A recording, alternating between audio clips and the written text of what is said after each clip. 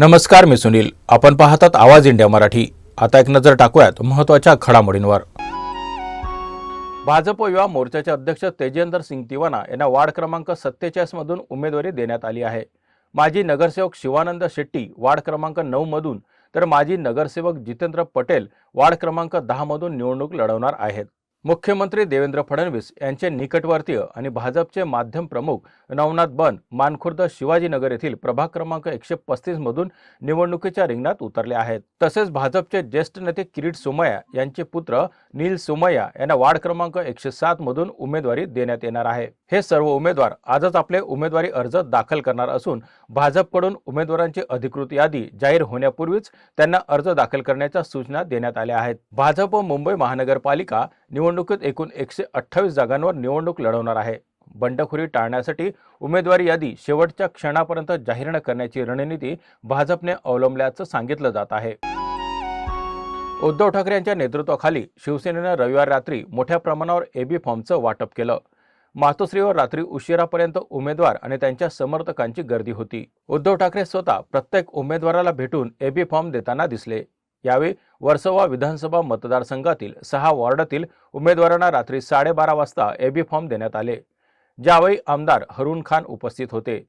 हरून खान यांनी मुंबईचा महापौर मराठीच आणि ठाकरे गटाचाच असेल असा दावा केला. ठाकरे गटाकडून आज मुंबईसह इतर महानगरपालिकांमधील उमेदवारांची यादी जाहीर होण्याची शक्यता आहे. उर्वरित उमेदवारांना आज एबी फॉर्म वाटप केलं जाणार असून मनसे शिवसेना जागा वाटपाचा तिढा सुटल्याची माहिती माजी खासदार विनायक राऊत यांनी दिली आहे. एबी फॉर्म मिळालेले उमेदवार आज शक्ती प्रदर्शन करत उमेदवारी अर्ज दाखल करणार आहे. राज्यात महापालिका निवडणुकांचे वातावरण तापू लागले असताना मुंबई महापालिका निवडणुकीसाठी अजित पवार गटाच्या राष्ट्रवादी काँग्रेसनं पहिली उमेदवारी यादी जाहीर केली आहे.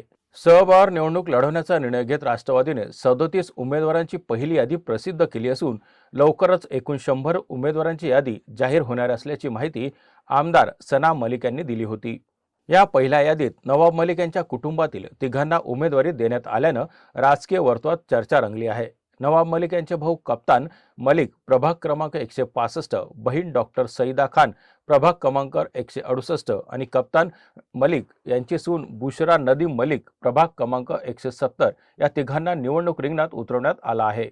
प्रभाग क्रमांक 168 महिला राखीव झाल्यामुळे कप्तान मलिक यांनी स्वतः प्रभाग क्रमांक 165 मधून निवडणूक लढवण्याचा निर्णय घेतला असून सुनेला त्यांच्या मूळ प्रभागातून उमेदवारी देण्यात आली आहे. दरम्यान राष्ट्रवादी काँग्रेसकडून आजपासून उमेदवारांना एबी फॉर्मचं वाटप सुरू होणार आहे. मुंबई महापालिका निवडणुकीची संपूर्ण जबाबदारी नवाब मलिक आणि आमदार सना मलिक यांच्यावर सोपवण्यात आली आहे. महापालिका निवडणुकांच्या पार्श्वभूमीवर पुणे आणि पिंपरी चिंचवडमध्ये राजकीय हालचालींना वेग आला आहे. सुरुवातीला दोन्ही राष्ट्रवादी काँग्रेस, शरद पवार गट आणि अजित पवार गट एकत्र येण्याच्या चर्चा फिसकटल्याचं चित्र होतं. मात्र आमदार रोहित पवार आणि खासदार अमोल कोल्हे यांनी उपमुख्यमंत्री अजित पवारांची भेट घेतल्यानंतर पुन्हा युतीच्या चर्चांना उधाण आलं. अखेर पिंपरी चिंचवड महापालिका निवडणुकीसाठी दोन्ही राष्ट्रवादी एकत्र लढणार असल्याची अधिकृत घोषणा अजित पवार यांनी केली आहे. दरम्यान अजित पवार यांनी पिंपरीतील भाषणात नाव न घेता भाजपवर जोरदार टीका केली.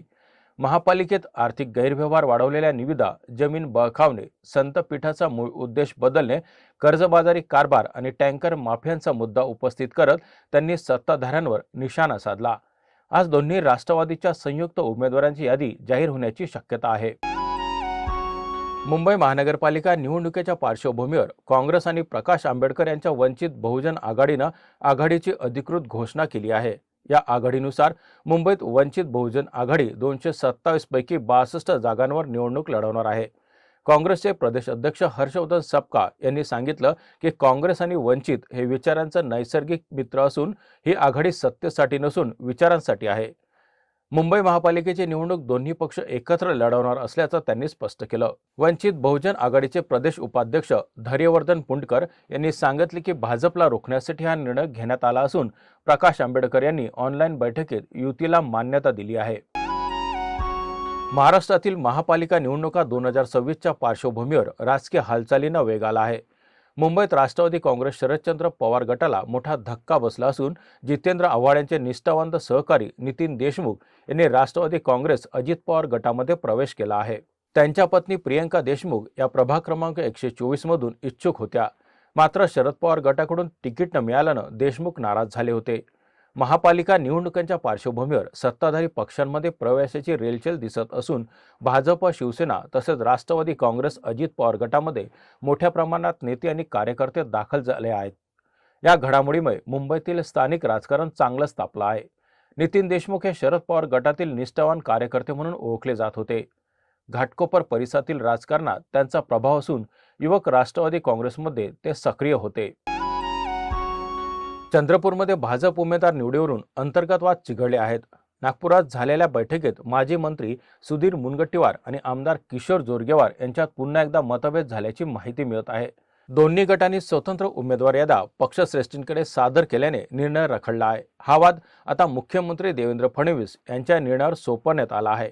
त्यांच्या अंतिम निर्णयानंतर आजच भाजपची उमेदवार यादी जाहीर होण्याची शक्यता आहे.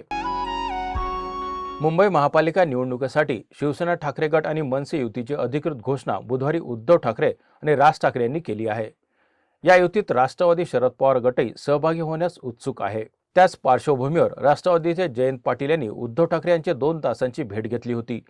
सुरुवातीला 25 जागांचा प्रस्ताव दिला गेला असला तरी मिळालेल्या माहितीनुसार राष्ट्रवादीला युतीत 10 ते 12 जागा मिळण्याची शक्यता आहे. या महायुतीमुळे महायुती भाजप आणि शिवसेना शिंदे गटासमोरील आव्हान अधिक वाढण्याची शक्यता आहे. तर राष्ट्रवादी, अजित पवार गट आणि काँग्रेस यंदा निवडणूक स्वबळावर लढवणार आहेत. त्यामुळे मुंबई महापालिकेच्या निवडणुकीत मोठ्या राजकीय चुरस पाहायला मिळण्याची शक्यता आहे. भारतीय महिला क्रिकेट संघानं श्रीलंकेविरोधाच्या चौथ्या टी20 सामन्यात 30 धावांनी विजय मिळवला आणि 5 सामन्यांच्या मालिकेत 4-0 ने आघाडी मिळवली. भारताच्या विजयामध्ये ओपनर स्मृती मंधाना, शफाली वर्मा आणि कृचा घोष यांच्या बॅटिंगने मोठा वाटा होता. या तिघींनी तोडफोड खेळी करत भारताला 221 धावांपर्यंत पोहोचवलं. शफाली आणि स्मृती मंधाना यांनी प्रत्येकी 50 पेक्षा अधिक धावा केल्या, तर कृचा घोषनं सामन्याच्या शेवटच्या टप्प्यात फटकेबाजी करत फिनिशिंग टच दिला. या जोरदार खेळीच्या जोरावर भारताने सामन्यात काही महत्त्वाचे विक्रमही नोंदवले. या बातमीपत्रात इथेच थांबत आहोत. पाहत रहा आवाज इंडिया मराठी.